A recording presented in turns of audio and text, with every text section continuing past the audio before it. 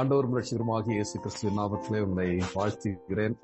நம்முடைய பிதாவாகிய தேவனாலும் கர்த்தராகிய இயேசு கிறிஸ்துவினாலும் உங்களுக்கு கிருபையும் சமாதானமும் பெருக கடவது. மீண்டும் ஒரு வேத பாட வேளைக்கு ஆண்டவர் நம்மை ஆயுசோடும் ஜீவனோடும் காத்ததற்காக ஆண்டவருக்கு நாம் நன்றி செலுத்துவோம். இந்த நாளிலுமாக ஆண்டவருடைய கிருபையினாலே அப்போஸ்தலனாகிய பரிசுத்த பவுல் கலாத்தியருக்கு எழுதின அந்த கடிதத்தை படிக்க நாம் ஆரம்பித்திருக்கிறோம். சென்ற வகுப்பிலே முதல் 5 வசனங்களை நாம் படித்தோம்.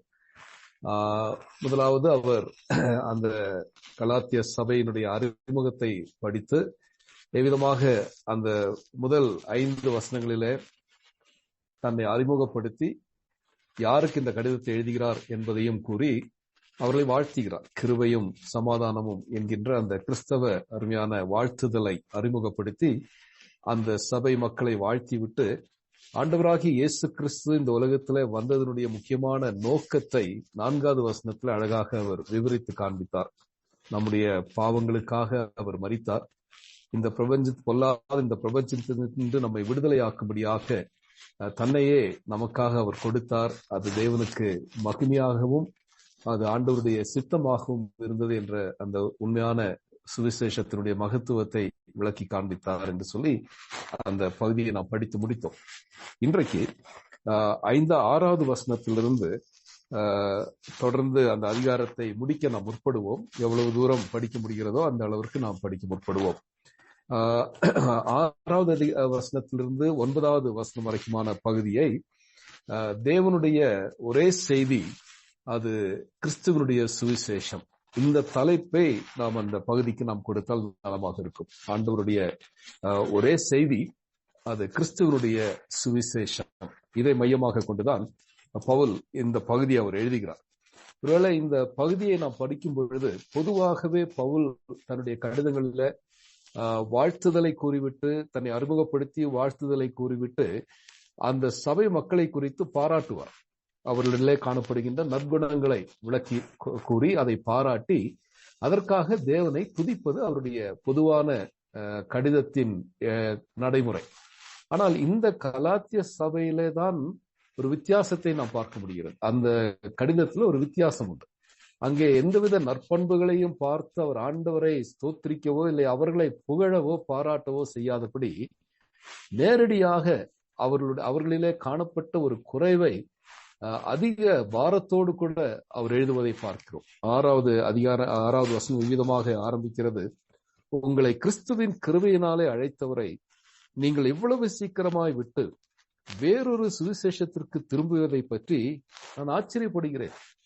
வேறொரு சுவிசேஷம் இல்லையே, சிலர் உங்களை கலகப்படுத்தி கிறிஸ்துவனுடைய சுவிசேஷத்தை புரட்ட மனதாயிருக்கிறார்கள் அல்லாமல் வேறல்ல.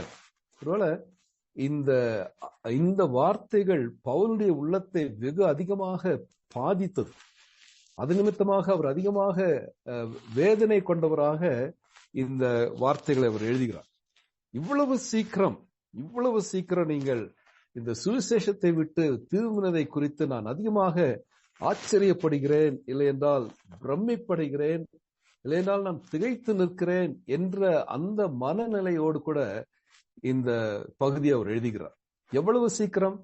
ஒருவேளை இந்த கடிதத்தின் அறிமுகத்தை குறித்து நாம் படிக்கும் பொழுது அந்த தெற்கத்திய கலாத்திய அந்த ஒரு ஆர்குமெண்ட் என்று சொன்னோமே, வாதம், தியரி, அதன்படி இந்த நிருபமானது கிபி 49 எழுதப்பட்டது என்று சொல்லி நாம் படித்தோம் போன பாடத்துல.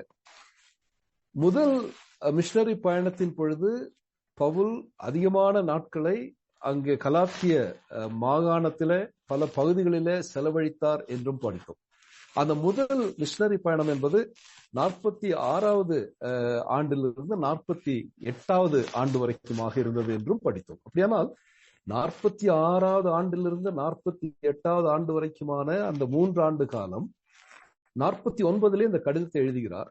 அப்படியானால் அதிகபட்சம் 3 ஆண்டுகளுக்குள்ளாக இவர்கள் தங்களுடைய ரட்சிப்பின் சுவிசேஷத்தை விட்டுவிட்டு விலகி சென்றார்கள் என்று சொல்லி பார்க்கும் பொழுது அது பவுலை அதிகமாக பிரமிப்படைய செய்தது, அதிகமாக திகைப்பூட்ட செய்தது. ஆகவேதான் அவர் இங்கே எழுதுகிறார், உங்களை கிறிஸ்துவின் கிருபையினாலே அழைத்தவரை நீங்கள் இவ்வளவு சீக்கிரமாய் விட்டுவிட்டு வேறொரு சுவிசேஷத்திற்கு திரும்புவதை குறித்து நான் ஆச்சரியப்படுகிறேன் என்று சொல்லி அவர் எழுதுகிறார். அப்படியானால் அவர்கள் எதிலிருந்து அவர்கள் திரும்பினார்கள், எதை நோக்கி அவர்கள் திரும்பினார்கள் என்பது முக்கியம்.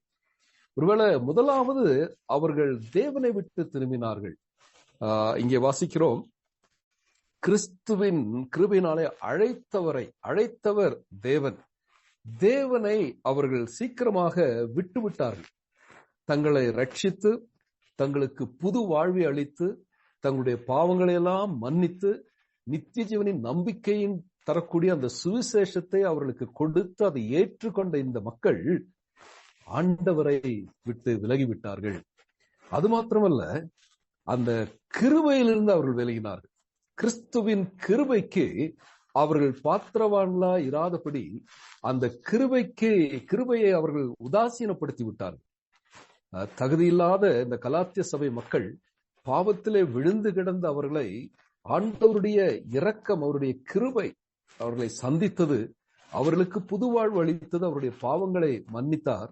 ஆனால் அந்த கிருபையை அவர்கள் தங்களுடைய வாழ்க்கையில விரயமாக்கி விட்டார்கள். அந்த கிருபையை அவர்கள் விரயமாக்கினது எப்படி என்று சொன்னால், எந்த அடிமைத்தனத்திலிருந்து இந்த கிருபை அவர்களை மீட்டதோ, நியாயப்பிரமாணத்திற்கு அடிமைப்பட்டு கிடந்த இந்த மக்களை தேவனுடைய கிருபை சந்தித்து அவர்களை விடுவித்தது. ஆனால் அந்த விடுதலை அவர்கள் அனுபவியாதபடி திரும்பவுமாக எந்த அடிமைத்தனத்திலிருந்து விடுவிக்கப்பட்டார்களோ அதே அடிமைத்தனத்திற்கு திரும்பி சென்றார்கள். வேதத்திலே வாசிக்கிறோம், நாய் தான் கக்கினதை தின்ன திரும்பிற்று, கழுவப்பட்ட பன்றி சேற்றிலே புரள திரும்பிற்று என்று. ஒருவேளை அப்படிப்பட்ட ஒரு நிலைமையில இந்த கலாத்திய சபை மக்கள் ஆண்டவரை விட்டும் அவருடைய கிருபையை விட்டும் திரும்பினார்கள். அது மாத்திரமல்ல, மூன்றாவதாக பார்க்கிறோம், அவர்கள் தங்களை விடுவித்த அந்த சுவிசேஷத்தை விட்டுவிட்டு இன்னொரு சுவிசேஷத்திற்கு திரும்புகிறார்கள். இது அவருடைய வாழ்க்கையில ஏற்பட்டதை குறித்து பவுல் கேள்விப்படும் பொழுது அது அவரால் தாங்க முடியவில்லை. ஏனென்றால் அந்த சுவிசேஷத்தின் மகத்துவத்தை அந்த 4வது வசனத்துல மிக தெளிவாக அவர் எழுதுகிறார். என்ன எழுதுகிறார்? ஆண்டவர் நமக்காக தம்மை தாமே ஒப்பு கொடுத்தார். எதற்காக ஒப்பு கொடுத்தார்? பொல்லாத இந்த பிரபஞ்சத்தினின்று நாம் விடுவிக்கப்பட வேண்டும் என்பதற்காக அவர் தம்மை தாமே ஒப்பு கொடுத்தார். இந்த பாவங்களுக்காக, நம்முடைய பாவங்களுக்காக அவர் தம்மை தாமே ஒப்பு கொடுத்தார். அது தேவனுடைய விருப்பமாக இருந்தது.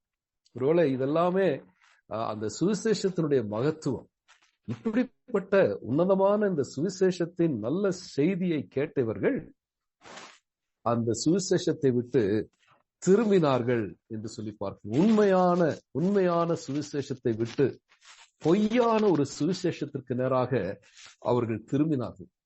தேவனுக்கு முன்பாக தாங்கள் ஏற்றுக்கொள்ளப்படுவதற்காக, தேவன் தங்களை அங்கீகரிக்கும்படியாக, தேவன் தங்களை அவருடைய பிள்ளை என்று ஏற்றுக்கொள்ளக்கூடிய அந்த உண்மையான சுவிசேஷத்தை அவர்கள் மறுதலித்து விட்டு பொய்யான ஒரு சுவிசேஷத்திற்கு நேராக அவர்கள் திரும்பினதை அங்கே பார்க்கிறோம். அப்படியானால் ஏன் இது நடைபெற்றது? எந்த செல்வாக்கு அவர்களை இவ்விதமாக உண்மையான சுவிசேஷத்தை விட்டு தவறுதலான, இல்லையென்றால் மாயமான, உண்மையற்ற ஒரு சுவிசேஷத்திற்கு அவர்கள் திரும்புவதற்கு காரணம் என்ன என்று சொல்லி பார்க்கும் பொழுது 7வது வசனத்தில் அவர் கூறுகிறார், வேறொரு சுவிசேஷம் இல்லையே. அவர்கள் கேட்ட அந்த நல்ல சுவிசேஷத்தை காட்டிலும் வேறொரு சுவிசேஷம் இல்லையே. சிலர் உங்களை கலகப்படுத்தி கிறிஸ்துவனுடைய சுவிசேஷத்தை புரட்ட மனதாயிருக்கிறார்களே அல்லாமல் வேறல்ல. சிலர் உங்களை கலகப்படுத்தி உங்களை வேறு சுவிசேஷத்திற்கு நேராக திருப்ப முற்படுகிறார்கள் என்று சொல்லி அந்த இடத்துல அவர் கூறுகிறார். இந்த 7வது வசனத்துல 3 முக்கியமான காரியங்களை நாம் பார்க்க முடியும். ஒன்று, இவர்கள் கூறின இந்த சுவிசேஷமானது முறைகேடான ஒரு சுவிசேஷம். That was an illegitimate gospel. It was not a legitimate one. முறைகேடான ஒரு சுவிசேஷத்தை அங்கே அவர்கள் பிரசங்கிக்கிறார்கள். ஒருவேளை முற்றிலும் வித்தியாசமான வேறொரு சுவிசேஷத்தை அங்கே இந்த கலாத்திய சபை மக்களுக்கு அறிமுகப்படுத்துகிறார்கள். அறிமுகப்படுத்துவதோடு கூட விட்டுவிடாதபடி அதை அவர்கள் ஏற்றுக்கொள்ளும்படியாக அவர்கள் மீது அதை திணிக்க ஆரம்பித்து விட்டார்கள். என்ன அவருடைய கிளைம் என்ன என்று சொல்லி பார்க்கும் பொழுது, நீங்கள் ஏற்கனவே ஒரு சுவிசேஷத்தை கேட்டு விட்டீர்கள், ஆனால் அது மெய்யான சுவிசேஷம் அல்ல, அதற்கு மாற்றுதலான ஒரு சுவிசேஷம், ஆல்டர்னேட் காஸ்பல், அதற்கு மாற்றுதலான ஒரு சுவிசேஷத்தை நாங்கள் உங்களுக்கு சொல்லுகிறோம், இதை நீங்கள் ஏற்றுக்கொள்ள வேண்டும் என்று சொல்லி அங்கே அவர்கள் மீது அந்த சுவிசேஷத்தை திணிக்க ஆரம்பித்தார்கள். இரண்டாவது, அந்த சுவிசேஷம் கலகத்தை கொண்டு வரக்கூடிய ஒன்றாகத்தான் காணப்பட்டது. சிலர் உங்களை கலகப்படுத்தி என்று சொல்லி பவுல் கூறுகிறார். அப்படியானால் அந்த இல்லெஜிட்டிமேட் காஸ்பல், முறைகேடான அந்த சுவிசேஷம் அவர்களுக்கு சமாதானத்தை கொண்டு வராதபடி அவர்களை கலகப்படுத்தக்கூடியதாக இருக்கிறது. யார் இந்த சிலர்? ஒருவேளை இந்த சிலரை குறித்து நாம் பார்க்க வேண்டுமானால் அவர்கள் இந்த யூதவாதிகள், ஜுடைசர்ஸ் என்று சொல்லி அவர்கள் அழைக்கப்படுகிறார்கள்.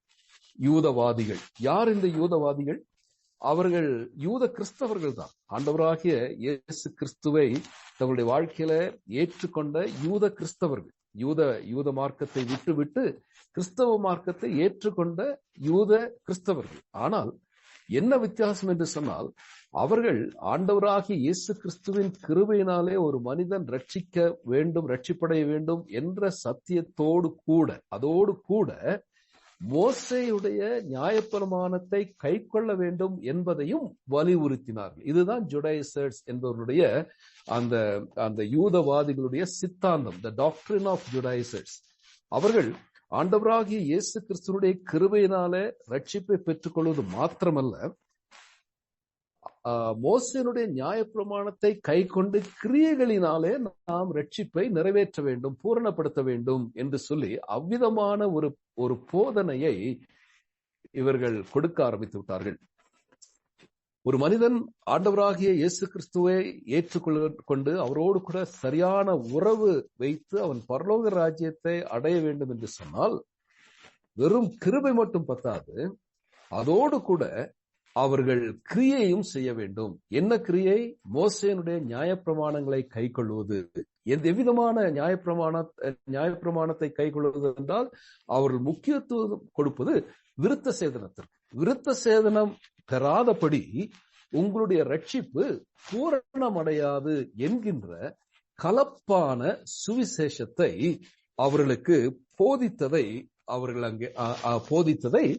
இங்கே நாம் பார்க்கிறோம். அப்படியானால் அவர்களுடைய கூற்றெல்லாம், நீங்கள் ஏற்றுக்கொண்ட பவுலின் மூலமாய் நீங்கள் ஏற்றுக்கொண்ட இந்த சுவிசேஷம் குறைவானது, அது நிறைவானது அல்ல.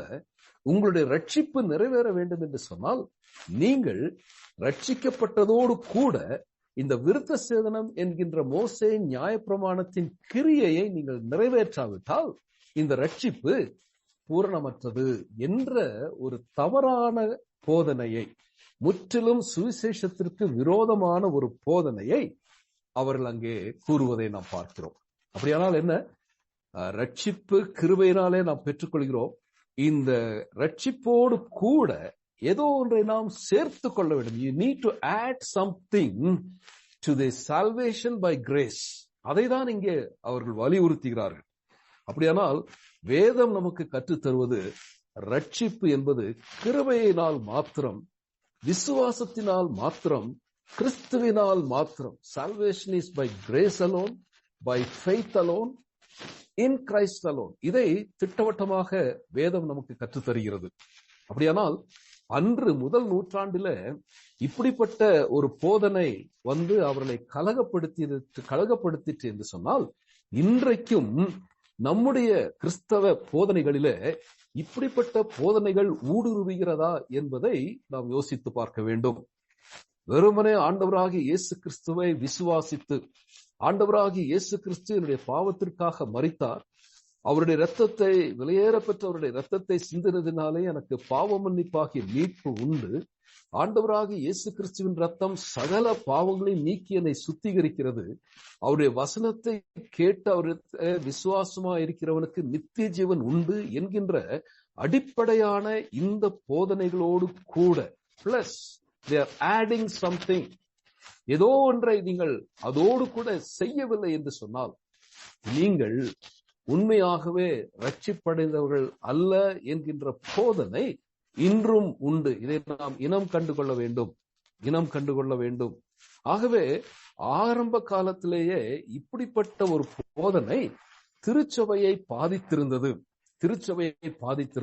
ஆகவேதான் கிபி 48 50வது ஆண்டிற்குள்ளாக ஒரு ஒரு ஒரு ஒரு மன்றம் கூட வேண்டியிருந்தது. எருசலேம் மன்றம், ஜெருசலேம் கவுன்சில் என்று சொல்லுகிறோமே, அது கூடிட்டு. காரணம் இப்படிப்பட்ட போதனை. அதை நீங்கள் வீட்டுல அப்போஸ்தலர் 15வது அதிகாரத்தை நீங்கள் முழுமையாக படிப்பீர்களானால் அது மிக தெளிவாக காணப்படும். ஏனென்றால் யூதேயா தேசத்திலிருந்து வந்த ஒரு சில கிறிஸ்தவர்கள், விசுவாசிகள் நியாயப்பிரமாணத்தை கை கொண்டு விருத்த சேதனத்தை கண்டிப்பாக அவர்கள் செய்திருக்க வேண்டும். அப்பொழுதுதான் அவர்கள் ரட்சிக்கப்படுவார்கள். அந்த வார்த்தை மிக கவனிக்கப்பட வேண்டிய ஒரு வார்த்தை. நீங்கள் ரட்சிக்கப்பட வேண்டும் என்று சொன்னால் விசுவாசம் கிருபை மாத்திரம் பத்தாது, அதோடு கூட நீங்கள் விருத்த சேதனத்தையும் செய்ய வேண்டும் என்கின்ற ஒரு போதனை அதிகமாக ஆதி திருச்சபைக்குள்ளே வந்தது. அதை நாம் அப்போஸ்தலர் 15வது அதிகாரத்திலே நாம் வாசிக்கிறோம். சிலர் யூதேயாவில் இருந்து வந்து மோசேனுடைய முறைமையின்படியே விருத்த சேதனம் அடையாவிட்டால் ரட்சிக்கப்பட மாட்டீர்கள் என்று சகோதரருக்கு போதகம் பண்ணினார்கள். சோ இந்த சூழலிலே தான் அங்கே அந்த எருசலேம் மன்றம், ஜெருசலேம் கவுன்சில் கூடிற்று. சீஷர்களும் அவர்கள் எல்லாருமாக சேர்ந்து சபையை தாக்குகின்ற இந்த தவறான போதனைக்கு என்ன தீர்மானம் எடுக்க வேண்டும் என்று சொல்லி அவர்கள் கலந்து ஆலோசிக்கிறார்கள். அப்படி கலந்து ஆலோசித்து அவர்கள் தீர்மானம் எடுக்கிறார்கள். அந்த தீர்மானத்தை 20வது வசனத்திலே நாம் வாசிக்கிறோம். என்ன தீர்மானம்? இவர்கள் விருத்த சேதனம் செய்தால்தான் நீங்கள் ரட்சிக்கப்படுவீர்கள் என்று சொல்லி இவர்கள் கூறுகிறார்களே, அதுவல்ல முக்கியம். உங்களுடைய வாழ்க்கையில காணப்பட வேண்டிய மிக முக்கியமான காரியம் என்ன? விக்கிரகங்களுக்கு படைத்த அசுசியானவைகளுக்கும் வேசித்தனத்திற்கும் நெருங்குண்டு செத்ததற்கும் இரத்தத்திற்கும் விலகி இருக்க வேண்டும் என்ற தீர்மானத்தை இந்த இப்படிப்பட்ட கலக்கம் நிறைந்த மக்களுக்கு அறிவிக்க வேண்டும் என்று சொல்லி அந்த எருசலேம் மன்றம் தீர்மானிக்கிறது. தீர்மானத்தோடு கூட நின்று விடாதபடி அவர்களுக்கு ஒரு கடிதத்தையும் எழுதுகிறார்கள். அந்த கடிதத்துல 29வது வசனத்துல அதை நாம் வாசிக்கிறோம். அவசியமான இவைகளை அல்லாமல் பாரமான வேறொன்றையும் உங்கள் மேல் சுமத்தாமல் இருப்பது, கவனியுங்கள், பரிசுத்த ஆவிக்கும் எங்களுக்கும் நலமாக கண்டது. ஆதி அப்போஸ்தலர்கள் ஆவியானவரால் வழிநடத்தப்பட்டவர்கள், பரிசுத்த ஆவியினாலே நிரப்பப்பட்டவர்கள். அவர்கள் ஜெபத்தோடு கூட எடுக்கின்ற தீர்மானம் வேதத்திலே வார்த்தைகளாக இடம்பெறுகிறது. பரிசுத்த ஆவியானவரால் என்ன கூறப்படுகிறது? பாரமான வேறொன்றையும் உங்கள் மேல் சுமத்தாமல் இருப்பது பரிசுத்த ஆவிக்கும் எங்களுக்கும் நலமாக கண்டது. இவைகளுக்கு விலகி நீங்கள் உங்களை காத்துக் கொள்வது நலமாயிருக்கும் என்று சொல்லி அந்த இடத்துல அவர் கூறுவதை நாம் பார்க்கிறோம். மூன்றாவதாக இந்த பகுதியிலே நாம் பார்க்க வேண்டிய ஒரு காரியம், இந்த ஒரு சிலர் வந்து இவர்களை கலகப்படுத்துவதனால சுவிசேஷமானது சிதைக்கப்படுகிறது. There was a perversion of the gospel. சுவிசேஷம் சிதைக்கப்படுகிறது. உண்மையான தூய்மையான அந்த சுவிசேஷத்தை அவர்கள் சிதைக்கிறார்கள். ரட்சிப்பு என்பது ஆண்டவராகிய இயேசு கிறிஸ்துவினால் மாத்திரம் வருகிறது. அவருடைய கிருபையினாலே நாம் பெற்றுக்கொள்கிறோம். இதை தவிர வேற ஏதோ ஒன்றை அதோடு கூட இணைத்து அந்த ரட்சிப்பு பூரணமடைவதற்கு இது அவசியம் என்கின்ற போதனையினாலே சுவிசேஷம் அங்கே சிதைக்கப்படுவதை நாம் பார்க்கிறோம். அப்படியானால் எவ்வளவு ஜாக்கிரதையாக நம்மை நாமே இப்படிப்பட்ட போதனைகளிலிருந்து பாதுகாத்துக் கொள்வது அவசியம். ஆகவேதான் பவுல் ஆரம்பத்திலேயே இந்த கலாத்திய சபை மக்களுக்கு இந்த காரியத்தை அவர் விளக்குகிறார். இவ்வளவு சீக்கிரமாய் நீங்கள் வேறொரு சுவிசேஷத்திற்கு திரும்புவதை குறித்து நான் ஆச்சரியப்படுகிறேன், நான் பிரமித்து நிற்கிறேன். அதே நேரத்துல அது ஒரு சுவிசேஷமும் அல்ல. ஏனென்றால் இவர்கள் உங்களை கலகப்படுத்துகிறார்கள். உங்களை கலகப்படுத்துவது உங்களுடைய சமாதானத்தை சீர்குலைய செய்து உங்களை நீங்கள் சார்ந்து இந்த கிரியைகளை செய்தால் ரட்சிப்பு, அப்படியானால் ஆண்டவர் சிலுவையிலே செய்து முடித்த அந்த ரட்சிப்பின் திட்டத்தை குறைவாக்குகிற ஒரு போதனை, முழுமையாக எல்லாம் முடிந்தது என்று சொல்லி தன்னுடைய அந்த ரட்சிப்பின் திட்டத்தை சிலுவையிலே அவர் நிறைவேற்றி முடித்து பிதாவின் சித்தத்தை நிறைவேற்றி அவருடைய கரங்களிலே தன்னை ஒப்பு கொடுத்த அந்த உன்னதமான ரட்சிப்பின் திட்டத்தின் நிறைவேறுதலை இங்கே குறை கண்டுகொள்கின்ற போதனை. இதோடு கூட ஆண்டவரை ஏற்றுக்கொண்டால் மாத்திரம் பத்தாது, நீங்கள் இதோடு கூட இன்னென்ன காரியங்களை செய்ய வேண்டும் என்கின்ற தவறான போதனையிலிருந்து நம்மை பாதுகாத்துக் கொள்ள வேண்டும் என்பதை இதன் மூலமாக நாம் புரிந்து கொள்ள வேண்டும். அதோடு கூட 8-9 வசனங்களில ஒரு உறுதியான ஒரு சாபத்தை பவுல் அந்த இடத்துல எழுதுகிறார். பவுல் கடினமாக எழுதுவதை பார்த்து மற்ற எந்த நிருபங்களில இவ்வளவு கடினமாக அவர் எழுதுவதை நாம் பார்ப்பதில்லை. அங்கே 8-9 வசனத்துல கூறுகிறார், நாங்கள் உங்களுக்கு பிரசங்கித்த சுவிசேஷத்தை அல்லாமல் நாங்களாவது வானத்திலிருந்து ஒரு வருகிற தூதனாவது வேறொரு சுவிசேஷத்தை உங்களுக்கு பிரசங்கித்தால் அவன் சபிக்கப்பட்டவனாய் இருக்க கடவன். முன் சொன்னது போல மறுபடியும் சொல்லுகிறேன், நீங்கள் ஏற்றுக்கொண்ட சுவிசேஷத்தை அல்லாமல் வேறொரு சுவிசேஷத்தை ஒருவன் உங்களுக்கு பிரசங்கித்தால் அவன் சபிக்கப்பட்டவனாய் இருக்க கடவன். 2 முறை பவுல் அந்த சாபத்தை அங்கே கூறுகிறார். காரணம், ஆண்டவருடைய தூய்மையான பரிசுத்தமான அந்த சுவிசேஷத்திற்கு களங்கம் விளைவிக்கக்கூடிய விதத்துல பொய்யான போதனையை தருகிறவர்கள் தேவனுடைய கோபத்திற்கு ஆளாவார்கள் என்பதை அறிவுறுத்தும்படியாக உறுதிப்படுத்தும்படியாக 2 முறை அந்த காரியத்தை அவர் கூறுகிறார். அங்கே கவனிப்பீர்களானால் 8வது வசனத்துல நாங்கள் உங்களுக்கு பிரசங்கித்த சுவிசேஷம், the gospel which we preached to you. 9வது வசனத்துல நீங்கள் ஏற்றுக்கொண்ட சுவிசேஷம், the gospel which you have accepted. எவ்வளவு அருமையான ஒரு வார்த்தை. ஒருவேளை இங்கே அமர்ந்திருக்கிற இதுல பங்கு பெற்றுக் கொண்டிருக்கிற ஏறக்குறைய 30 விண்டோஸ் இருக்கிறது. ஒருவேளை நம்ம எல்லாருமே ஒரு நாளில சுவிசேஷத்தை கேட்டோம், அந்த சுவிசேஷம் நமக்கு அறிவிக்கப்பட்ட அந்த சுவிசேஷத்தை நாம் ஏற்றுக்கொண்டோம். ஆகவேதான் தேவனுடைய பிள்ளைகளாக இருக்கின்றோம். அப்படியானால் அவருடைய சுவிசேஷத்தை கேட்டு அவருடைய சுவிசேஷத்தை ஏற்றுக்கொண்ட நமக்கு வேறு யாராவது வேறொரு சுவிசேஷத்தை அறிவிப்பார்கள், ஆனால் அப்படி அறிவிக்கிறவர்கள் சபிக்கப்பட்டவர்கள் என்று பவுல் கூறுகிறார். அது கூறும் பொழுது அவர் என்ன கூறுகிறார்? முதலாவது தன்னை அவர் கூறுகிறார். நாங்களாவது, அதாவது நானாவது, அல்ல என்றால் என்னை சார்ந்தவர்களாவது, என்னோடு கூட இருக்கிறவர்களாவது நாங்கள் ஏற்கனவே போதித்த சுவிசேஷம். எந்த சுவிசேஷம்?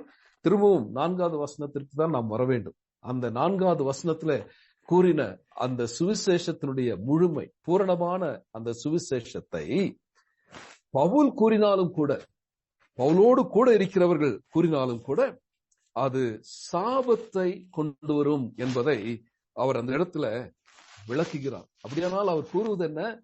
The gospel is not greater than the preacher. The gospel is not greater than Paul and his associates. பவுலையும் அவனை சார்ந்தவர்களை காட்டிலும் சுவிசேஷம் பெரியது. சுவிசேஷத்தை காட்டிலும் இவர்கள் பெரியவர்கள் அல்ல. No preacher is greater than the gospel. அதை நன்றாக நாம் புரிந்து கொள்ள வேண்டும்.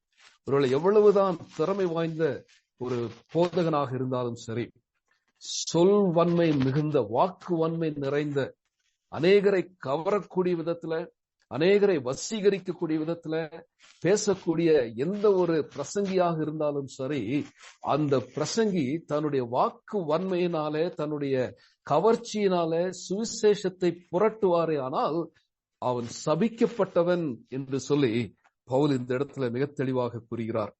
அப்படியே அது மாத்திரம் அல்ல,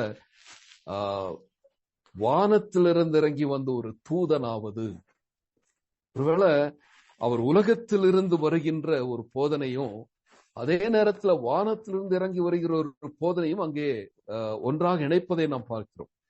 தேவதூதர்கள் ஆண்டவரை தொடர்ந்து துதித்து பாடி அவரை ஆராதித்துக் கொண்டிருக்கிறவர்கள். அவர்கள் ஒரு பொழுதும் தேவனுக்கு விரோதமான ஒரு சுவிசேஷத்தை பேச மாட்டார்கள், கொண்டு வர மாட்டார்கள். ஒருவேளை தவறுதலாக அப்படிப்பட்ட ஒரு தூதன் வானத்திலிருந்து இறங்கி உங்களுக்கு நாங்கள் போதித்த நீங்கள் ஏற்றுக்கொண்ட சுவிசேஷத்தை அல்லாமல் இன்னொரு சுவிசேஷத்தை அறிவிப்பார்கள், ஆனால் அந்த தூதனும் சபிக்கப்பட்டவன் என்று சொல்லி பவுல் அந்த இடத்துல எழுதுகிறார். அப்போ the gospel, the angel is not greater than the gospel and nobody is greater than the gospel. அதைதான் 9வது வசனத்துல முன் சொன்னது போல மறுபடியும் சொல்கிறேன், நீங்கள் ஏற்றுக்கொண்ட சுவிசேஷத்தை அல்லாமல் வேறொரு சுவிசேஷத்தை ஒருவன் பிரசங்கித்தால் அவன் சபிக்கப்பட்டவனாய் இருக்க கடவன் என்று சொல்லி அங்கே கூறுகிறார். அப்படியானால் நாம் மிக அதிகமாக ஜாக்கிரதை உள்ளவர்களாக இருக்க வேண்டும். நாம் கேட்கின்ற செய்திகள், நாம் கேட்கின்ற போதனைகள் வேதத்தோடு கூட இணைந்து செல்கிறதா என்று சொல்லி நாம் பகுத்தறிந்து அதை புரிந்து கொள்ள வேண்டும். அடிக்கடி நான் கூறுகிற ஒரு காரியம், எந்த வேத வகுப்பிலும் நான் கூறுகிற ஒரு காரியம், நான் கூறுவதை அவிதமாக யாருமே ஏற்றுக்கொள்ளக்கூடாது. நான் கூறுவதை அவிதமாகவே ஏற்றுக்கொண்டு இது சத்தியம் என்று சொல்லி யாருமே தீர்மானிக்க கூடாது. ஏன் தெரியுமா? நான் கூறுவது ஆண்டவருடைய வார்த்தையோடு கூட ஒத்து போகவில்லை என்று சொன்னால் அதை நீங்கள் நிராகரிக்க வேண்டும், அதை நீங்கள் ஏற்றுக்கொள்ளக்கூடாது. கேட்கின்ற வசனங்கள் திரும்ப வீட்டுல நாம் அதை அதை அதை அலசி ஆராய்ந்து பார்க்க வேண்டும். அதிலே தவறுதல் உண்டா? தேவனுடைய வார்த்தையோடு கூட நான் கேட்ட செய்தி ஒத்து போகவில்லை என்று சொன்னால் அதை நான் ஏற்றுக்கொள்ளக்கூடாது. ஒருவேளை எனக்கு பிடித்தமான ஒரு போதகர், எனக்கு பிடித்தமான ஒரு பிரசங்கி, இல்லை என்றால் I might be a fan of a minister or an evangelist. ஆகவே நான் எப்படி அவர் சொல்லுவதை நான் எப்படி நிராகரிப்பது? அவர் படித்தவர், அவர் என்னை காட்டிலும் அதிகமாக ஊழியம் செய்கிறவர், அவரை நான் எப்படி நிராகரிப்பது என்ற எண்ணம் ஒரு கிறிஸ்தவனுக்கு வரக்கூடாது. நம்முடைய போதகர் பரிசுத்த ஆவியானவர், நம்முடைய போதகர் கிறிஸ்துவானவர். அப்படியானால் அவர் போதித்த அந்த வார்த்தைகளுக்கு விரோதமாக அதிலிருந்து விலகி யார் போதித்தாலும் சரி, யாராக இருந்தாலும் சரி. ஆகவேதான் பவுல் கூறுகிறார், ஒருவேளை பவுலை போல ஊழியம் செய்த ஒரு மனிதனை நாம் பார்க்கவே முடியாது. பவுலை போல அர்ப்பணத்தோடு தியாகத்தோடு களைத்து அந்த ஊழியத்துல அவர் அதிகமாக பிரயாசப்பட்ட ஒரு மனிதன். ஊழியத்தை குறித்து படிக்க வேண்டும் என்று சொன்னால் பவுலுடைய வாழ்க்கையை நாம் படிக்க வேண்டும். அப்படிப்பட்ட அந்த மனிதன் கூறுகிறார், ஒருவேளை நான் வேறொரு சுவிசேஷத்தை கூறினால் நானும் சபிக்கப்பட்டவன் என்று சொல்லி அந்த பகுதியில கூறுகிறார். அப்படியானால் இந்த போதனையை கலாத்திய சபை மக்களுக்குள்ளாக கொண்டு வந்தவர்கள் சபிக்கப்பட்டவர்கள் என்று சொல்லி தெளிவாக அவர் கூறுவதை நாம் பார்க்கிறோம். தொடர்ந்து அவர் 10வது வசனத்திலிருந்து 2வது அதிகாரத்தின் 21வது வசனம், அது அடுத்த பிரிவு. 10வது வசனத்திலிருந்து 2வது அதிகாரத்தின் 21வது வசனம் வரைக்கும் the proof of God's messenger and the message. ஒரு தேவ செய்தியாளன் கொண்டு வருகிற செய்தி, இதனுடைய நிரூபணம் என்ன? What is the proof? எவ்விதமாக ஒரு தேவ செய்தியாளரையும் தேவ செய்தியையும் நாம் கணிக்க வேண்டும் என்பதை குறித்து தான் அந்த பகுதியில் எழுதுகிறார். அப்போ 10வது வசனத்தில் அவர் கூறுகிற அருமையான ஒரு வார்த்தை, இப்பொழுது நான் மனுஷரையா தேவனையா யாரை நாடி போதிக்கிறேன்? மனுஷரையா பிரியப்படுத்த பார்க்கிறேன்? நான் இன்னும் மனுஷரை பிரியப்படுத்துகிறவனா இருந்தால் நான் கிறிஸ்துவின் ஊழியக்காரன் அல்லவே. இதற்கு ஒரு பின்னணி உண்டு. இந்த வசனத்தை அவர் எழுதுவதற்கு ஒரு பின்னணி உண்டு. பொதுவாகவே இந்த அறிமுக வார்த்தைகள் எல்லாமே கூறுவதற்கு ஒரு பின்னணி ஏற்கனவே சொன்னேன். இந்த தவறான போதனையை போதிக்க இந்த யூத மார்க்கத்தை சேர்ந்தவர்கள் வந்தார்கள் என்று சொன்னேனே, இவர்கள் எல்லாருமே பவுலுடைய அப்போஸ்தல தன்மையை கேள்வி கேட்க ஆரம்பித்து விட்டார்கள். பவுல் அந்த 12 அப்போஸ்தலர்களே ஒருவர் அல்ல. ஆகவே அவர் அப்போஸ்தலர் என்று சொல்லி தன்னை அதிகாரம் காண்பிக்க முடியாது. அது மாத்திரமல்ல, பவுல் ஆண்டவரோடு கூட இல்லாததினாலே அவர் தருகின்ற சுவிசேஷமும் தவறானது, அவருடைய போதனையும் தவறானது. இப்படி பவுலை அதிகமாக அவர்கள் அங்கு குறைத்து பேசி கலாத்திய சபை மக்கள் மத்தியில பவுலினுடைய செல்வாக்கை இழந்து போகும்படியாக பல தவறான போதனைகளை கூறினார். ஆகவேதான் பவுல் கூறின அந்த சுவிசேஷம் முழுமையற்றது, அது நிறைவானதல்ல. நாங்கள் கூறுகிற அந்த விருத்த சேதனத்தையும் அதோடு கூட இணைத்துக் கொண்டால் மாத்திரமே அந்த சுவிசேஷம் நிறைவானது என்ற அந்த தவறான போதனையை பவுலினுடைய அப்போஸ்தல தன்மையை குறை காண்பித்து அவருடைய போதனையும் குறைத்து காண்பித்து அங்கே அவர்கள் மீது தங்களுடைய செல்வாக்கை செலுத்த நினைத்தார்கள். ஆகவே அவர்களுக்காகத்தான் பவுல் இந்த பகுதி அவர் எழுதுகிறார். என்ன கூறுகிறார்? முதலாவது அதை நாம் பார்க்கும் பொழுது இந்த தனக்கு எதிராக இருக்கின்றவர்களுக்காக இந்த காரியத்தை எழுதுகிறார் என்று சொன்னேன். இரண்டாவது, தன்னுடைய பழைய கால வாழ்க்கையும் அதோடு கூட இணைத்து அவர் கூறுகிறார். எப்படி இதை கூறுகிறார் என்று சொன்னால், அவர் என்ன கூறுகிறார்? ஆரம்பிக்கிறார், இப்பொழுதோ. அப்படியானால் அவருக்கு அதற்கு முன்பான ஒரு காலம் இருந்தது. அந்த காலத்துல தமஸ்கு நாட்டிற்கு செல்கின்ற அந்த வழியில அவர் செல்லும் பொழுது அவர் தேவனை பிரியப்படுத்த அவர் செல்லவில்லை. மனிதனை பிரியப்படுத்தவும் மனிதனுடைய கட்டளையை நிறைவேற்றும் தான் அப்பொழுது சென்றார். ஆண்டவர் பவுலை தமஸ்கு சாலையில சந்தித்த பொழுது அங்கு ஒரு பெரிய மாற்றம் ஏற்பட்டிருந்த மனிதனுடைய வாழ்க்கையில. அப்பொழுது அவர் தேவனை பிரியப்படுத்தவில்லை, மனிதனை பிரியப்படுத்தினார். அப்பொழுது தேவனுடைய கட்டளையை அவர் பெற்றுக்கொள்ளவில்லை, மனித கட்டளையை பெற்றுக்கொண்டார். ஆனால் இப்பொழுதோ அந்த தமஸ்கு வழியிலே ஆண்டவராகிய இயேசு கிறிஸ்துவை சந்தித்த பொழுதோ, he received a message from God. He had an encounter with Lord Jesus Christ. ஆண்டவராக இயேசு கிறிஸ்துவோடு கூட அவருக்கு ஒரு இணைப்பு வந்தது. அங்கே அவர் சந்திக்கின்றார். ஆண்டவரிடத்திலிருந்து அவர் செய்தியை பெற்றுக் கொள்கின்றார். அப்படியானால் இப்பொழுது நான் மனுஷரையா தேவனையா யாரை நாடி நான் போதிக்கிறேன்? யாருக்காக நான் இந்த போதனை செய்கிறேன்? மனுஷனையா பிரியப்படுத்த பார்க்கிறேன்? சொல்லிவிட்டு இந்த கேள்வியை கேட்டுவிட்டு அவரே அதற்கான பதிலை கூறுகிறார். நான் இன்னும் மனுஷரை பிரியப்படுத்துகிறவனா இருந்தால் நான் கிறிஸ்துவின் ஊழியக்காரன் அல்லவே. தெளிவாக கூறுகிறார். நான் ஆண்டவரால் சந்திக்கப்பட்டவன், ஆண்டவரால் அழைக்கப்பட்டவன், ஆண்டவரால் அனுப்பப்பட்டவன். அப்படியானால் இந்த ஆண்டவருக்கு நான் ஊழியக்காரன். இன்னும் சொல்லப்போனால் இந்த ஆண்டவருக்கு நான் அடிமை. ஆகவே நான் மனுஷனை பிரியப்படுத்தவே முடியாது. ஒரு கிறிஸ்தவ ஊழியக்காரன் மனுஷனை பிரியப்படுத்த ஆரம்பித்தால் அதனுடைய ஊழியத்தின் வீழ்ச்சி என்பதை நாம் மறந்துவிடக்கூடாது. என்றைக்கு நாம் எல்லாருமே ஏதோ ஒரு விதத்துல ஆண்டவருக்கு ஊழியக்காரர்களாக தான் இருக்கிறோம். இந்த ஊழிய பாதையில என்றைக்கு நான் மனுஷனை பிரியப்படுத்த முற்படுகிறேனோ அன்று என்னுடைய வீழ்ச்சியின் ஆரம்பம் என்பதை மறந்துவிடக்கூடாது. அநேகருடைய வாழ்க்கையில ஆண்டவருக்கு கொடுக்க வேண்டிய முதலிடத்தை கொடுக்க மறுத்து விடுவதனாலே வருகின்ற வீழ்ச்சி தவறான போதனை, கலகம் கொண்டு வருகின்ற போதனை, மனிதரை கலகப்படுத்துகின்ற ஒரு போதனை, கலக்கமடைய செய்கின்ற போதனை, குழப்புகின்ற போதனை. எவ்வளவு ஜாக்கிரதை உள்ளவர்களாக இருக்க வேண்டும் தெரியுமா? நாம் எல்லாருமே ஆண்டவருக்கு கணக்கு ஒப்புவிக்க வேண்டியவர். ஒரு மனிதனை கிறிஸ்துவுக்கு நேராக வழி நடத்துவது என்பது அது மிகப்பெரிய ஒரு சவால். அது மிகப்பெரிய ஒரு ஆசீர்வாதம். அதே நேரத்துல ஆண்டவரை கிறிஸ்துவுக்குள்ளாக வழி நடத்தப்பட்ட ஒரு மனிதனை வழிவிலகி செல்லும்படியாக செய்வது அதைவிட ஆபத்தானது. ஆகவேதான் பவுல் இந்த இடத்துல அந்த சாபத்தை அவர் கூறுகிறார். நன்றாக கவனித்து பார்ப்பதேயானால் இந்த யூத மார்க்கத்திலிருந்து கிறிஸ்தவத்தை ஏற்றுக்கொண்ட இவர்கள் செய்வது என்ன தெரியுமா? ஏற்கனவே ஆண்டவரை ஏற்றுக்கொண்டவர்கள் மத்தியிலே தான் குழப்பத்தை கொண்டு வருகிறார்கள். நன்றாக கவனிக்க வேண்டும். ஆண்டவரை ஏற்றுக்கொள்ளாத அவிசுவாசிகளிடத்திலே சென்று சுவிசேஷத்தை அறிவிப்பதற்கு அவர்களுக்கு நேரமில்லை. மாறாக ஏற்கனவே ஆண்டவரை ஏற்றுக்கொண்ட கிறிஸ்தவர்கள் மத்தியிலே சென்று இந்த குழப்பமான போதனையை கொடுத்து அந்த கிறிஸ்தவர்களை கலகப்படுத்தி திசை திருப்புவதை இவர்கள் தங்களுடைய ஊழியமாக கொண்டிருக்கின்றார்கள். கண்களை திறந்து இந்த நாட்களில் நாம் அதை கவனிக்க வேண்டும். அதை கவனிக்க வேண்டும். ஏதோ சுவிசேஷம் செல்ல வேண்டிய தூரம் வெகு தூரம். கிறிஸ்தவர்களையே குழப்பிக்கொண்டு நம்முடைய சித்தாந்தங்களை அவர்கள் மத்தியில புகுத்துவதற்கு ஆண்டவர் நம்மை அழைக்கவில்லை. ஒரே ஒரு சுவிசேஷம், அது ஆண்டவராக இயேசு கிறிஸ்து.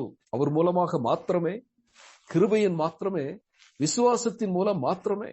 அதோடு கூட எதையும் இணைத்து விட்டு கிறிஸ்தவர்களை குழப்பாதபடி இருப்பதற்காகத்தான் ஆண்டவர் நம்மை அழைத்திருக்கிறார். ஆகவே நான் மனுஷனை பிரியப்படுத்தவோ என்னுடைய சித்தாந்தங்களை நிலைநாட்டுவதற்காகவோ இந்த ஊழியத்துல என்னை நான் ஈடுபடுத்திக் கொள்வேனே, ஆனால் என்னுடைய வீழ்ச்சியின் ஆரம்பம் என்று சொல்லிதான் நான் அதை புரிந்து கொள்ள வேண்டும். ஆகவே இவர் என்ன கூறுகிறார்? நான் இன்னும் மனுஷரை பிரியப்படுத்துகிறவனா இருந்தால் நான் கிறிஸ்துவின் ஊழியக்காரன் அல்லவே.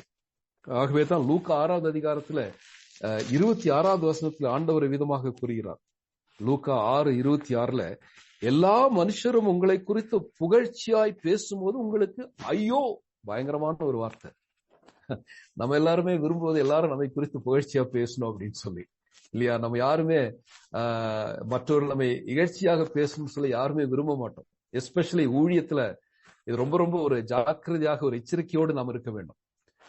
யாரோ ஒருவர் சொல்லி கேள்விப்பட்டேன், ஒரு மனிதன், ஒரு ஊழியக்காரன் ஆண்டவருடைய வார்த்தையை பகிர்ந்து விட்டு வந்த பொழுது ஒருவர் பார்த்து சொன்னாராம், நீங்க ரொம்ப நல்லா பேசுனீங்க, ரொம்ப ரொம்ப நல்லா பேசுனீங்க அப்படின்ட்டு. அவர் சொன்னாராம், அந்த சேட்டன் ஹஸ் ஆல்ரெடி டோல்ட் மீ அப்படின்னு, ஏற்கனவே சாத்தான் அதை சொல்லிட்டான் அப்படின்னு சொல்லி. ஆகவே ஆண்டவர் இங்கே கூறுகிறார், எல்லா மனுஷரும் உங்களை குறித்து புகழ்ச்சியாய் பேசும்போது உங்களுக்கு ஐயோ, உங்களுக்கு ஐயோ. அப்படியானால் எல்லா மனுஷரும் எப்பொழுது என்னை புகழ்ச்சியாக பேசுவார்கள்? எல்லாருக்கும் ஏற்ற, அவர்கள் மனதுக்கு ஏற்ற ஒரு செய்தியை நான் கொடுப்பேன், ஆனால் அவர்கள் என்னை புகழ்ச்சியாக பேசுவார்கள். ஆனால் ஆண்டவருடைய வார்த்தை இருபுறமும் கருக்குள்ள பட்டயம். அது குற்றத்தை உணர்த்தும், பாவத்தை உணர்த்தும். என்னுடைய வார்த்தை ஒரு பாவத்தை உணர்த்துகின்ற ஒன்றாய் இல்லை என்று சொன்னால், தங்களை தாங்களே ஆராய்ந்து பார்த்து அந்த வார்த்தை என்னை பாதிக்கவில்லை என்று சொன்னால், அது ஆண்டவருடைய வார்த்தை அல்ல. ஏனென்றால் அது என்னை, ஆண்டவருடைய வார்த்தை எப்பொழுதுமே என்னை புடமிடும், அது என்னை கடிந்து கொள்ளும். ஆண்டவருடைய வார்த்தை என்னை கடிந்து கொள்ளும். 2 தீமோத்தேயு 3:16 அதுதான் வாசிக்கும். அது கடிந்து கொள்ளுதலுக்கும் சீர்திருத்தலுக்கும் ஏற்ற ஒன்று, நீதியை படிப்பதற்கும் ஏற்றதுதான் ஆண்டவருடைய வார்த்தை. அப்போ இந்த இடத்துல அவர் பவுல் அதைத்தான் கூறுகிறார். The preacher's supreme purpose is to honor Christ and his word. மறந்துவிடக்கூடாது. ஒரு சுவிசேஷகன் இல்லை என்றால் ஆண்டவருடைய வார்த்தையை அறிவிக்கிற ஒரு மனிதனுடைய முதன்மையான நோக்கம் என்ன? கிறிஸ்துவையும் அவருடைய வார்த்தையும் கனப்படுத்த வேண்டும். தன்னையும் தன்னுடைய வார்த்தையும் கனப்படுத்த ஒரு மனிதன் விரும்பினால், தன்னுடைய கவர்ச்சிகரமான வார்த்தையினாலே மற்றவர்களை தன்பால் இழுத்துக் கொள்ள வேண்டும் என்று சொல்லி விரும்பினால், அது அந்த ஊழியக்காரனுடைய சொந்த காரியம். ஆனால் ஒரு உண்மையான கிறிஸ்துவின் ஊழியக்காரன் கிறிஸ்துவையும் அவருடைய வார்த்தையும் கனப்படுத்துவான்.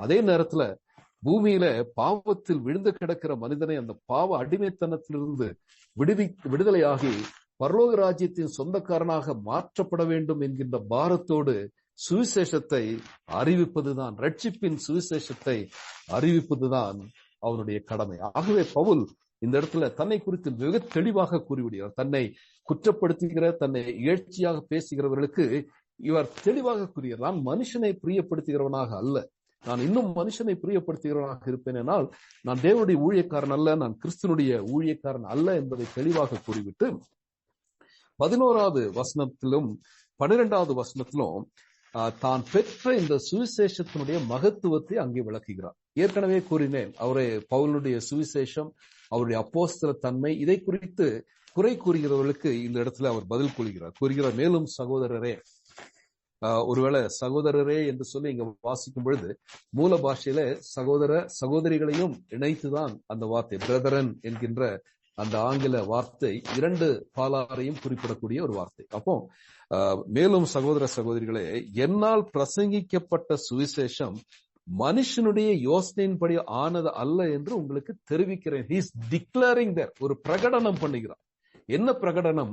நான் அறிவித்தேனே உங்களுக்கு சுவிசேஷம், இந்த சுவிசேஷம் மனுஷனுடைய யோசனையினால் உண்டானது அல்ல என்று சொல்லி அந்த இடத்துல அவர் கூறுகிறார். அப்படியானால் நான் உங்களுக்கு அறிவிக்கிற இந்த சுவிசேஷம் மனிதனுடைய ஒரு கண்டுபிடிப்பு அல்ல, இது மனிதனுடைய ஒரு சித்தாந்தம் அல்ல, மனிதனுடைய ஞானத்தினாலும் அவனுடைய கற்பனையினாலும் உருவாக்கப்பட்டு அவனாகவே கொண்டு வந்து அவன் சொல்லுகின்ற ஒரு கோட்பாடு அல்ல நான் கூறுகின்ற சுவிசேஷம்.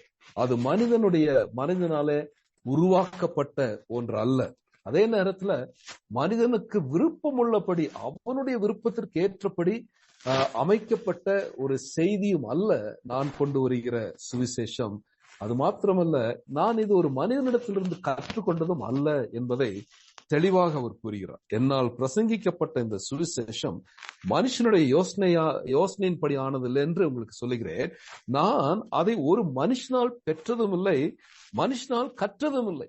எந்த ஒரு மனிதனும் ஒரு போதனை எனக்கு தந்து இந்த போதனையை நீ போய் மற்றவர்களுக்கு சொல் என்று சொல்லி அந்த போதனை nobody handed over this message to me and I was not even taught by anybody. எந்த ஒரு மனிதனாலும் நான் போதிக்கப்படவில்லை. அப்படியானால் ஒருவேளை ஒரு மனிதன் எனக்கு ஒரு செய்தியை கொடுத்து அந்த செய்தியை நான் மற்றவர்களுக்கு கூறுவேன், ஆனால் I become inferior to the person who has given to me.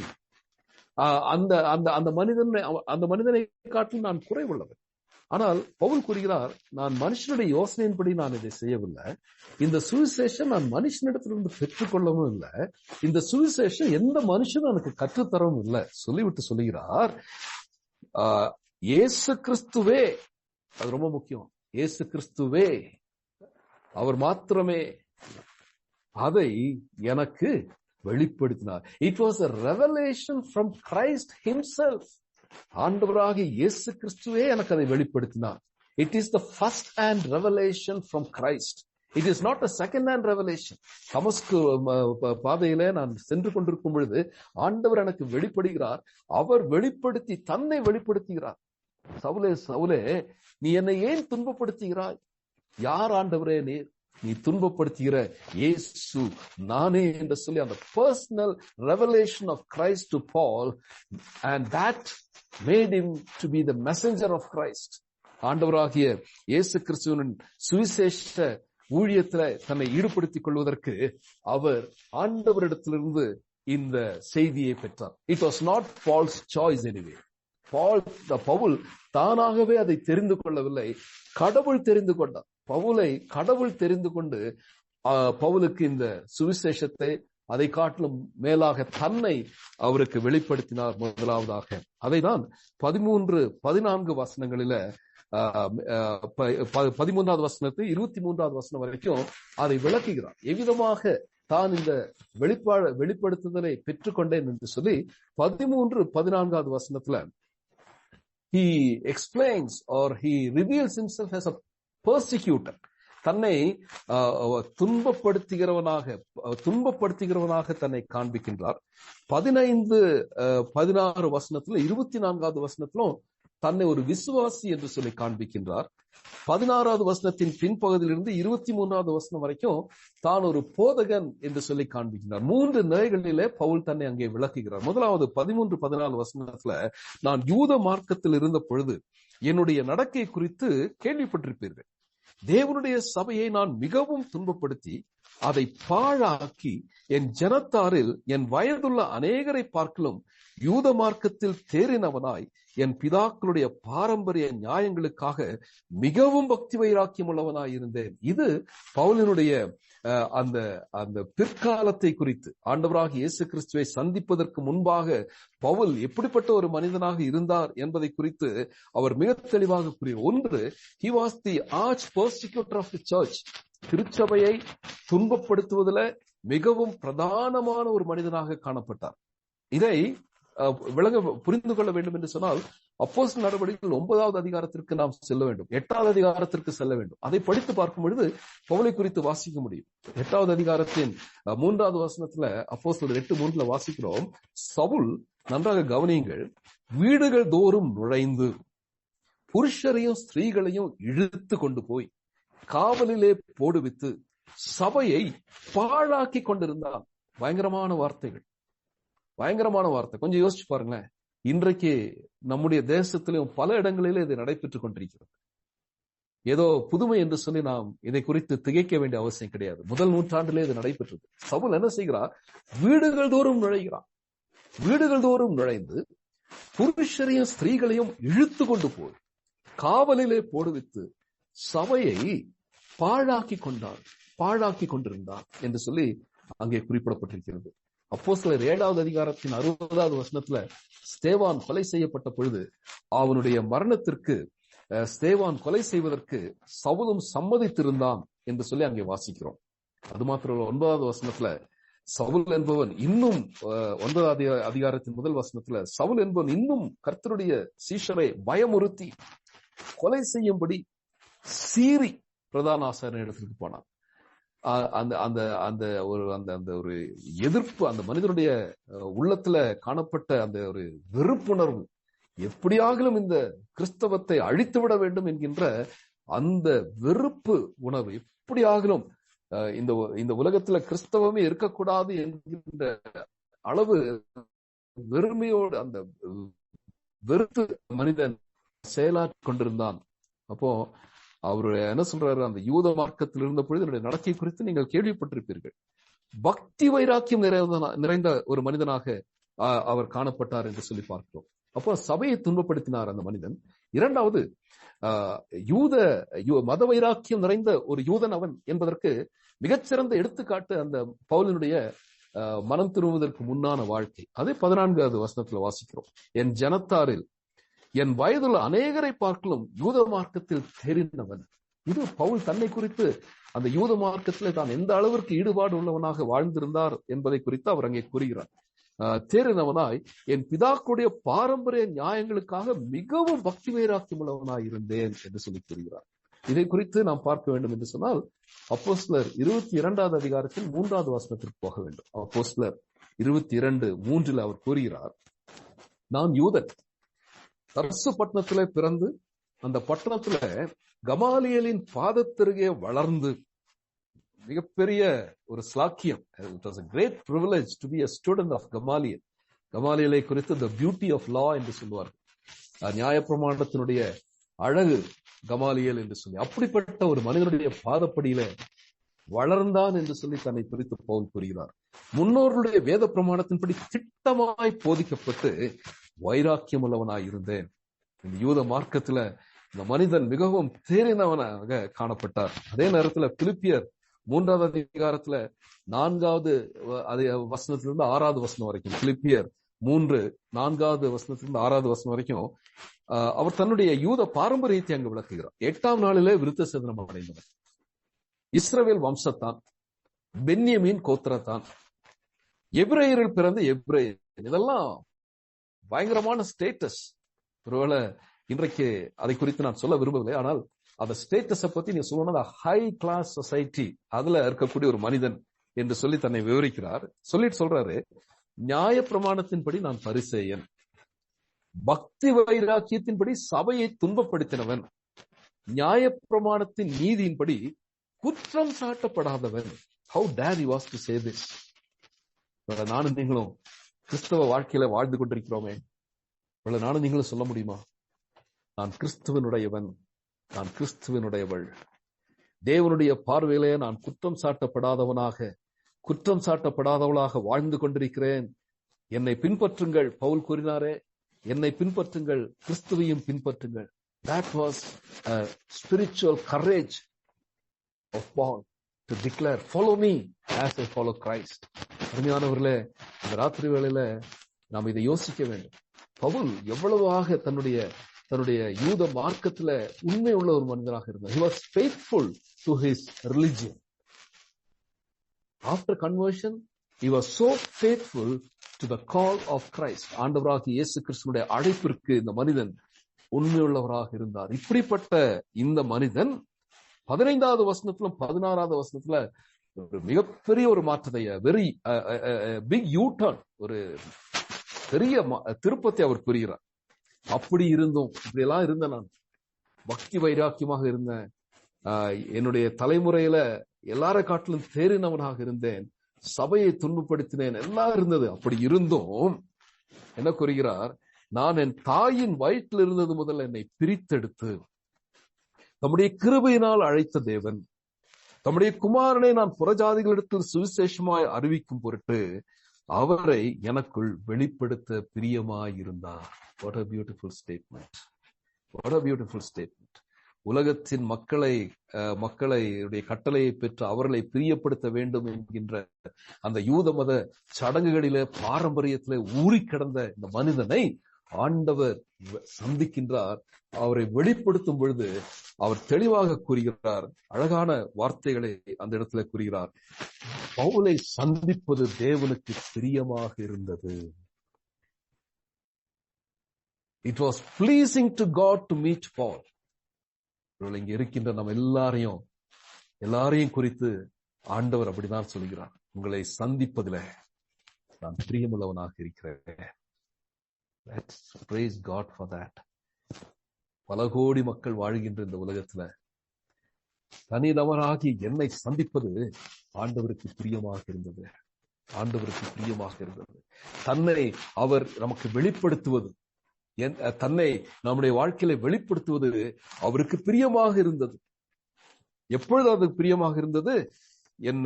நான் என் தாயின் வயிற்றில் இருந்தது முதல், நான் உருவாக்கப்பட்ட அந்த நாள் முதல், before I was conceived in the womb of my mother, I was conceived in the mind of my God. தேவன் என்னை இனம் கண்டு கொண்டார். தாயின் வயிற்றில் இருந்தது முதல் அவர் என்னை பிரித்தெடுக்கிறார். தனக்கென்று அவர் என்னை பிரித்தெடுத்து தம்முடைய கிருபையினாலே அழைத்தார். He called me by his grace. தகுதியே கிடையாது, தகுதியே கிடையாது. ஆண்டவருடைய பிள்ளை என்று அழைக்கப்படுவதற்கு எந்த தகுதியும் இல்லாத என்னுடைய தாயின் வயிற்றில் இருந்தது முதல் அவர் என்னை பிரித்தெடுத்து கிருபையினாலே என்னை அழைத்து புறஜாதிகளுக்கு சுவிசேஷத்தை அறிவிக்கும்படியாக தன்னை அவர் வெளிப்படுத்தினது அவர் பிரியமாயிருந்தது. இதுதான் ஆண்டவர் நம்முடைய வாழ்க்கையிலும் செய்கிறார். வேதத்தை வாசிப்பதற்காக ஆவலோடு அதை கற்றுக்கொள்வதற்காக கூடி வந்திருக்கிறோமே, ஆண்டவர் நம்மை முன்குறித்தார், நம்மை அவர் தெரிந்து கொண்டார். தெரிந்து கொண்ட தேவன் கிருபையினாலே நம்மை பிரித்தெடுத்தார். தாயின் வயிற்றில் இருந்தது முதல் நம்மை பிரித்தெடுத்தார். எதற்காக தெரியுமா? புறஜாதிகளுக்கு சுவிசேஷத்தை அறிவிப்பதற்காக. The messengers of good news என்கின்ற அருமையான அமைப்பின் கீழே நாம் கூடி வந்திருக்கின்றோம். நாம் எல்லாருமே இந்த நல்ல செய்தியை அறிவிக்கின்ற செய்தியாளர்கள் என்பதை மறந்து போய்விட வேண்டாம், மறந்து போய்விட வேண்டாம். ஒவ்வொருவரும் 28 பேர் இங்கே இருக்கிறோம். நம்ம எல்லாருமே ஆண்டவருடைய சுவிசேஷ பணி செய்வதற்காக அவர் பிரியமாய் இருந்தார். நம் மீது அவர் பிரியமாக இருந்து நம்மை அவர் தெரிந்து கொண்டார் என்று சொல்லி நாம் வாசிக்கின்றோம். இப்படி அவர் வெளிப்படுத்துற சித்தமாயிருந்தார் என்று சொல்லி பவுல் அந்த இடத்துல அவர் எழுதுகிறார். This revelation was initiated by God himself. ஆண்டவர் தான் இந்த வெளிப்படுத்தலை அவர் கொண்டு வருகிறார். அந்த வெளிப்படுத்துதலை ஆண்டவர் பவுலுக்கு கூறின பொழுது அவர் உடனடியாக அதை ஏற்றுக்கொள்கின்றார். தன் மூலமாக ஆண்டவர் வெளிப்படுத்தப்பட வேண்டும் என்பதை அவர் விரும்பும் பொழுது அவர் என்ன செய்கிறார்? உடனே நான் மாம்சத்தோடும் இரத்தத்தோடும் யோசனை பண்ணாமலும், அர்த்தம் மனுஷனோடு கூட எந்த கலந்தாலோசனையும் செய்யாதபடி. மாம்சம் இரத்தம் என்பது மனிதனை குறிப்பிடுகிறது. ஆகவே எந்த மனிதனிடத்திலும் நான் சென்ற ஆலோசனை பெறாதபடி, எனக்கு முன்னே அப்போஸ்தலனான இடத்தில் எருசலேமுக்கு போகாமலும் அரபி தேசத்திற்கு புறப்பட்டு போய் மறுபடியும் தமஸ்கு ஊருக்கு திரும்பி வந்தேன் என்று சொன்னேன். இந்த பகுதியில இந்த தரிசனத்தை பவுல் பெற்ற உடனேயே முதலாவது அவர் செய்கிற காரியம், he went to Arabia to be alone with God. Probably we do not know. அங்கே தனிமையாக இருக்கும்படி எதற்காக அவர் அங்கே சென்றார் என்று சொல்லி நமக்கு தெரியவில்லை. ஆனால் 3 ஆண்டு காலம் அவர் அரேபியா தேசத்தில் இருந்தார். அந்த எருசலேமுக்கும் அவர் போகவில்லை, அப்போஸ்தலரிடத்திலும் போகவில்லை, தேவனுடைய சமூகத்துல காணப்பட்டார். Because he knew pretty well that he has received a direct revelation from Christ and he was directly appointed by Christ as an apostle. ஆகவே இன்னொரு அப்போஸ்தலரிடத்திலே சென்று அவர் இதை குறித்து விளக்கம் கேட்கவோ இல்லையென்றால் ஆலோசனை பெறவோ அவர் விரும்பவில்லை. ஏனென்றால் தேவன் தன்னை அழைத்தார், தன்னை வெளிப்படுத்தினார் என்பதில் உறுதியாக இருந்தார். So he doesn't want to go to them to receive instructions. அவரிடத்திலே சென்று அறிவுறுத்தல்களை பெற்றுக்கொள்ள அவர் விரும்பவில்லை. He doesn't want to derive a commission from them. அவர்களாலே அப்போஸ்தலனாக இந்த ஊழியத்திற்கு நியமனம் பண்ணப்பட வேண்டும் என்பதையும் அவர் விரும்பாதபடி he went to Arabia. Arabia was south of Damascus and at no great distance. தமஸ்குவிலிருந்து அரேபியா வெகு தொலைவிலே கிடையாது.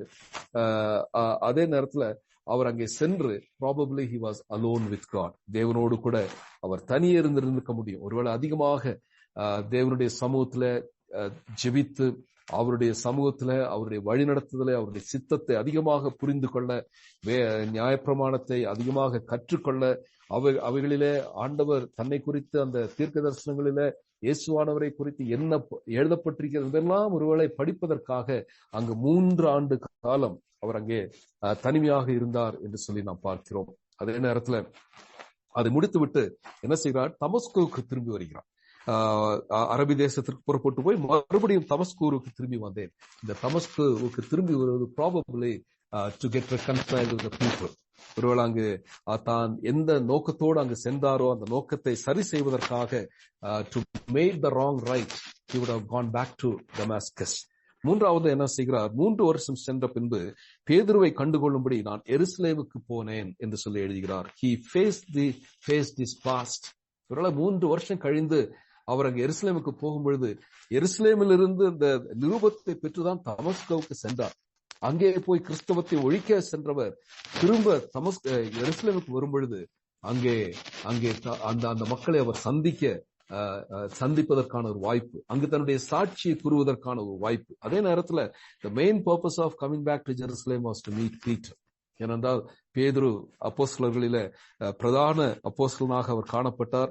ஆகவே அவரிடத்துல அவர் சென்று அங்கு கவனியுங்கள் 15 நாள் தான் தங்கியிருந்தார். தனிமையாக அரேபியா தேசத்துல அவர் 3 ஆண்டுகள் தங்கியிருந்தவர். எருசலேமில வெறும் 15 நாட்கள் மட்டும் அங்கே தங்கியிருந்தார். கர்த்தருடைய சகோதரனாகிய யாக்கோபை தவிர அப்போஸ்தலர் வேறு ஒருவரையும் நான் காணவில்லை. நான் உங்களுக்கு எழுதுகிற இவைகள் பொய் அல்லவென்று தேவனுக்கு முன்பாக நிச்சயமாய் சொல்லுகிறேன். திரும்பவும் அதை உறுதிப்படுத்துகிறார். தான் தேவனுக்கு முன்பாக உண்மையோடு இதை கூறுகிறேன் என்று சொல்லி பின்பு சீரியா சிசிலியா நாடுகள்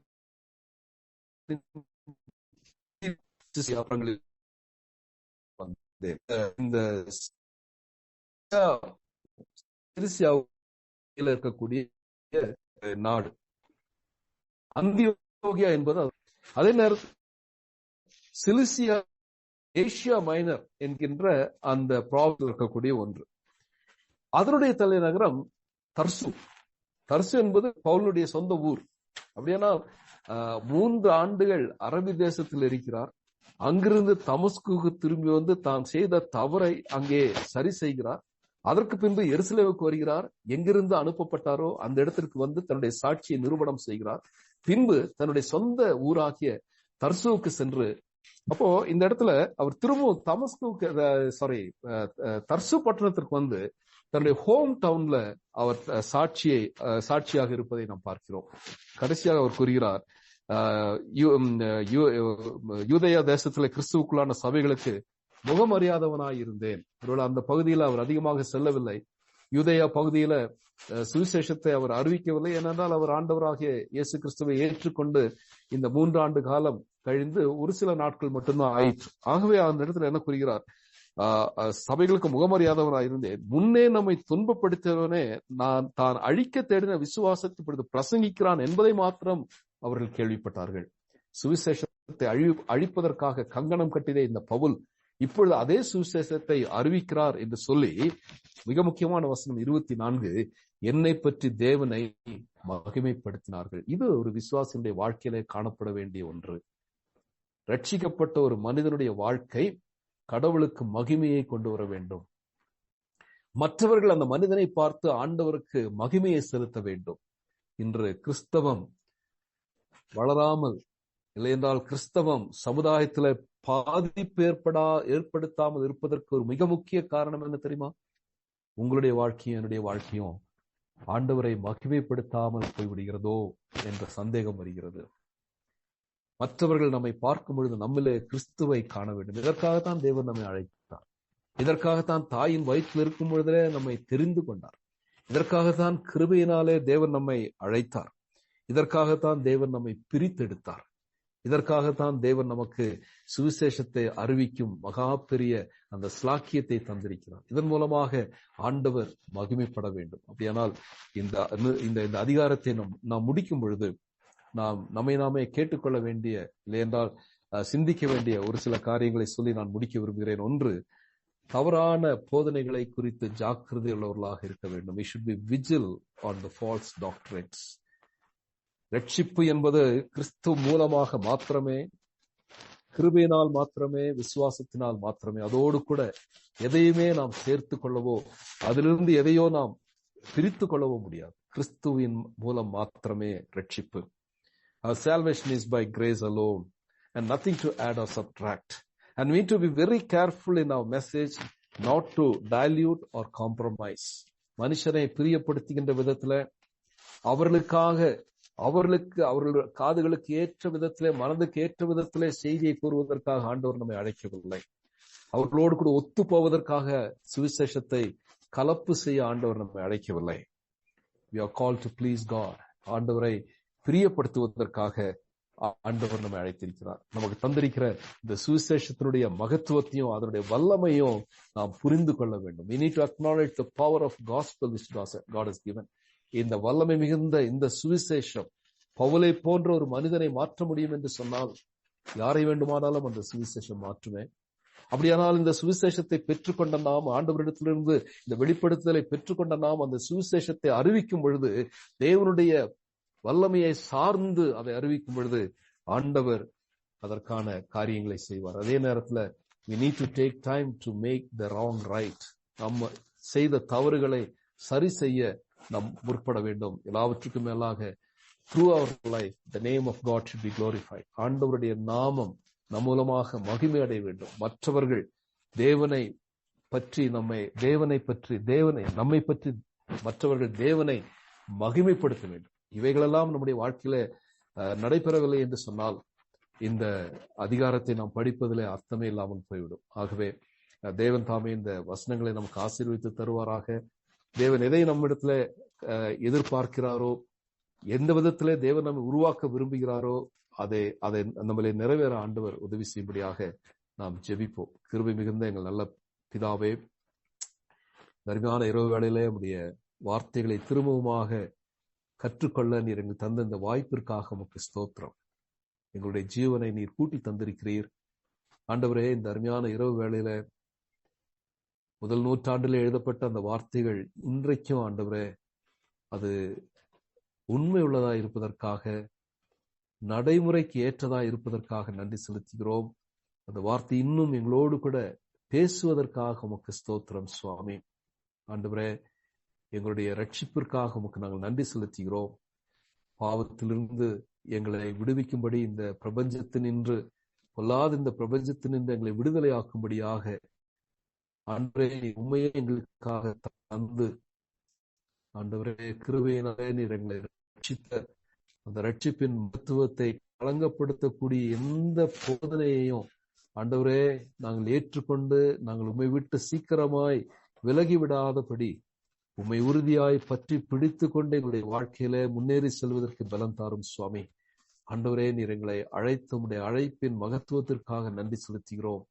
ஆண்டவரே, தகுதியில்லாத எங்களை உம்முடைய தாயின் வயிற்றில் இருக்கும் பொழுதே நீர் எங்களை பிரித்தெடுத்து ஆண்டவரே உம்முடைய சுவிசேஷத்தை எங்களுக்கு காண்பித்து கிருபையினாலே அழைக்க நீர் விருப்பமுள்ளவராயிருந்ததற்காக உமக்கு ஸ்தோத்திரம் சுவாமி. நாங்கள் எம்மாத்திரம் ஆண்டவரே, நாங்கள் எம்மாத்திரம்.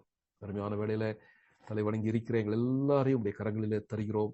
தொடர்ந்து ஆண்டவரே உங்களுடைய பரிசுத்த ஆவியானவருடைய நிறைவினாலே, பரிசுத்த ஆவியானவருடைய போதனையினாலே ஆண்டவரே தவறான போதனைகளுக்கு நாங்கள் சென்று விடாதபடி உடைய வேதத்தை நேரமெடுத்து கற்றுக்கொள்ள, வாசிக்க, தியானிக்க ஆண்டவர் எங்களுக்கு உதவி செய்வீராக.